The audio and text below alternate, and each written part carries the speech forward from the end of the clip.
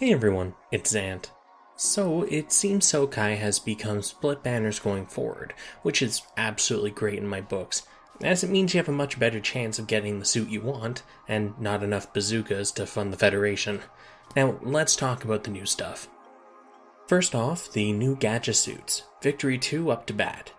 Coming from Victory Gundam and piloted by Yuso Yuen, this flagship suit was designed as the symbol for Ligue Militaire and replaced its predecessor, Victory. It's primarily a system and general performance upgrade, so don't expect too much detail on the suit. However, there's one big new bit of tech in this one, mainly the Minovsky drive system. This pretty much meant Victory 2 could freely maneuver in space and atmosphere without relying on normal thrusters, and it could also hover.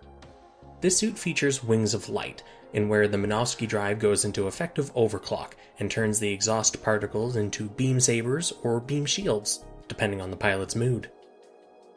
So other than particles, what does it bring? 1 Vulcan turret set built into the head, 4 beam sabers, 2 beam shields built into the forearms, 1 each side, 1 beam rifle / pistol. It's a pistol at its core, and then it has attachments to turn into a rifle, a mega beam rifle, and a mega beam shield.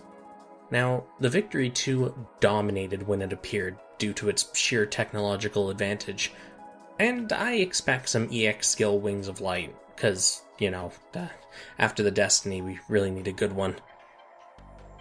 Our other new gacha suit this Sokai is the Reborn Gundam, or Reborn Gundam, however you want to pronounce it. It's actually a combination of 2 other suits. This machine was originally designed by Veda, or rather the 2 parts it's made up of, and Ribbons then decided he wanted to mash them all together. And we got Ribbons rather recently. I think it was the end of March? Anyways, the Reborn Gundam was a powerhouse, dominating everything via sheer outspecking. The Achilles heel for this suit, however, was the power source. It used 2 imitation GN drives. These lack the output of the authentic ones. Does it matter though? Not really.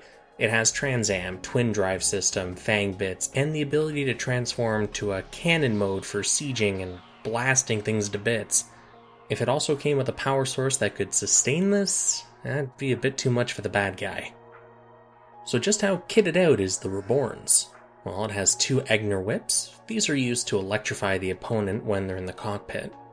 A GN Buster Rifle. Now the power of this is on par with the CeraV's bazooka, and in case you didn't know or forgot, CeraV is the successor to Virtue, so firepower, top tier. Has 2 large GN Beam Sabers, they're just, more powerful. 4 large GN Fin Fangs.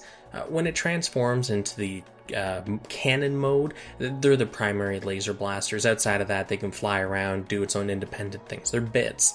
They're just really big. So, target practice. And 8 small GN Fin Fangs. Long and short, the beam rifle on the sucker is going to pack a punch. I might actually roll for the Reborns, because I like how it looks, but it has to fit the bill. I need it to have some good tags and stats on it. Our final suit this week is the Welfare, Chaos. Sibling suit to the Abyss and piloted by Sting Oakley, this Zaft prototype mobile suit finally joins and finishes the druggy trio of Destiny. I wonder when we'll see Seeds. I really want Calamity. Just like the Gaia and Abyss, the Chaos can also transform into a mobile armor. Gaia was not surprisingly for land-based combat with its quadruped design. Abyss was for the ocean, what with being blue and a torpedo-launching submarine, and the Chaos is for space combat. It brings along a couple of wireless weapon pods for Dragoon shenanigans, and I really hope this suit doesn't follow in the footsteps of the other 2. In other words, I want it to be kinda decent. At least one of them. One of the 3. There isn't much else to say about the Chaos. Sting was the least developed of the 3 in Destiny, and he didn't really get a lot of on-screen time, at least not in the anime. We barely saw him until he jobbed to some stray pilots and then showed up later, but that's for when he actually joins the game. F for the Chaos. We hardly knew ye.